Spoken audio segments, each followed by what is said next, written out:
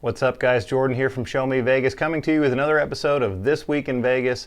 Actually, this time around it's more like 2 weeks in Vegas, because last week we were actually in Las Vegas, so we didn't get around to filming an episode. I think you understand we were a little bit busy. But let's get you caught up on what's happened these last couple of weeks in Las Vegas. All right, there are more new resorts coming to Las Vegas. In the last episode, we talked about the Dream Hotel and the Durango Drive project. Since then, there have been announced even yet 2 more. The Majestic, this one's actually been in the news in the past, but they've started now with a timeline on this project.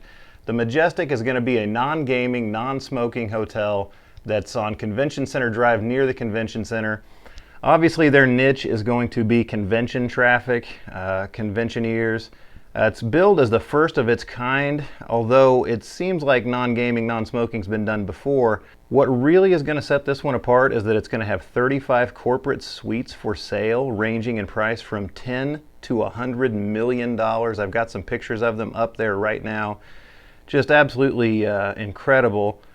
Those clearly are going to be marketed at large corporations that do a lot of business in Las Vegas, and convention business at that. The hotel itself is going to have 720 rooms. It looks really nice from the renderings, although it's not expected to be online until late 2024. All right, I mentioned there were 2. The second one is actually going to be built on the site of the old Riviera. If you'll remember, in 2015, the Las Vegas Convention and Visitors Association purchased the Riviera and tore it down to make way for a convention center expansion. Well, apparently they parceled off about 10 acres of the land that's right on the Strip, and they held that for future sale, and now they're going to be selling those 10 acres.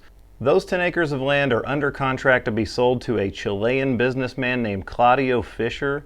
He actually amassed his fortune salmon farming in South America. Although he is diversified, he does actually own some casinos in South America, several if I understand it correctly. They're selling that land, 10 acres, to him for $120 million. If you'll remember, when that land was sold, the Riviera was sold to the LVCA back in 2015. They only paid about $182.5 million for the entire thing. There's not a bad return on their investment. Don't expect this hotel anytime soon. Construction can't even begin until April of 2023 due to leases on that land that the convention center has for future conventions and activity. All right, well, while we're talking about that neighborhood, let's talk about the Fountainebleau project. If you're not familiar with Fountainebleau, it was previously known as the Drew, originally known as Fountainebleau. It's right there at the north end of the Strip. It's the huge blue tower that's under construction, or appears to be under construction, but really hasn't gone anywhere for well over a decade now. If you want to know more about the history of that project, go to our blog. I'll put a link on there on the screen right now. I have a pretty detailed history of that project, but the current owner is once again the original owner, or at least he's involved. His name is Jeffrey Soffer, and he was the original developer under Fountainebleau Development Corporation. Well, he's back involved again, and he has another partner, and that partner is Charles Koch. You might have heard of him. He's of Koch Industries, the largest privately owned company in the United States. He's actually the 20th richest man in the United States, a multi-billionaire. So this project actually has a pretty solid financial backing now. Although what's been in the news lately is that JW Marriott of Marriott Hotels has pulled out of the project. They had a deal in place with the last owner to actually operate the hotel as a JW Marriott property. They have since backed out. Current ownership, Soffer and Koch, say that that's not going to stop the project. They're still going to go ahead with it. It's going to be actually managed by Fountainebleau Development. If you've heard the name Fountainebleau before, it's because there's a famous property in Miami, the Fountainebleau Miami Hotel.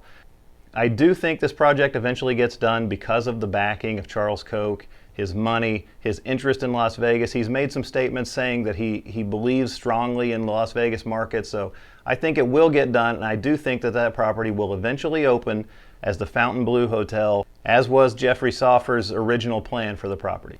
Don't hold your breath, though. It could still be 3, 4, or 5 years from now. Also happening in Vegas right now is the Electric Daisy Carnival, or EDC. You might be familiar with this. If you've ever tried to visit Las Vegas while this is going on, you would absolutely know it. It's the festival where people dress like this, and they go out to the Las Vegas Motor Speedway and they party it up listening to famous DJs and electronica music. It's been extremely popular in its 10th year in Las Vegas. It's been around for a little bit longer than that. It was previously held in Los Angeles. This year they're expecting about 150,000 people to attend. It's been much larger, but it's nice to see big events like this coming back to Las Vegas, even if it does drive up those room rates.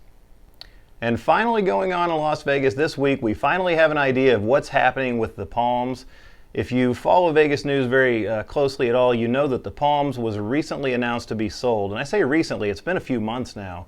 The San Manuel Band of Mission Indians from San Bernardino are contracted to purchase the Palms and operate it. But since that deal was announced back in May, we've heard absolutely nothing about this project. Well, they recently came out and gave some of their plans for the project. They're targeting the first half of 2022 to reopen the Palms. They did say that it's probably going to be called the Palms, at least at first. They may think about a name change down the road. If you know anything about the history of the Palms, it's been owned by Red Rock Resorts, and they put $690 million worth of renovations into this property just before COVID shut the entire city down. So it doesn't really need much. I mean, it's a really nice property. The new owners say that most things will stay, although they do plan to target locals a little bit more than what the property was aimed at before. They plan to reduce the size of the sports book a little bit. Chaos, the nightclub that opened there and then closed not too long later, will not reopen because it doesn't fit their target demographic. So they'll be looking to repurpose that space. Their focus is going to be mainly on gambling and, as I said, locals. But the first half of 2022 is when you might expect the Palms to reopen. It's been a long time since I visited the Palms. I've only been there a couple of times. It will be exciting to see that reopen. Just another sign that Vegas is coming back from COVID. So that's what's been going on in Vegas the last couple of weeks. Like I said, we were in Las Vegas last week. We had an awesome time. We have a lot of content coming up on the channel. We stayed at Mandalay Bay for the first time. We scored a pretty sweet upgrade to a 2-bedroom penthouse. So we're going to detail that stay on the channel here. You can also go out to our Facebook page and follow along kind of what we did on that trip. It was a great time. Also tonight, and when I say tonight, I mean October 25th, the date that I'm posting this video, we're going to be live on the channel. We just recently hit 2,500 subscribers and we're pretty excited about that. We're going to do a celebratory live stream here on the channel. We're going to do a Q&A, so come hang out with us for an hour or so on the 25th. We're going to be live, and if you miss it, be sure and watch it back. It'll be recorded out there on the channel. Anyway, thanks for watching This Week in Vegas. Be sure and hit that subscribe button. Also give this video a like, and all of our videos a like. Help us continue to grow. Hey, thanks for watching, guys, and we'll see you next time.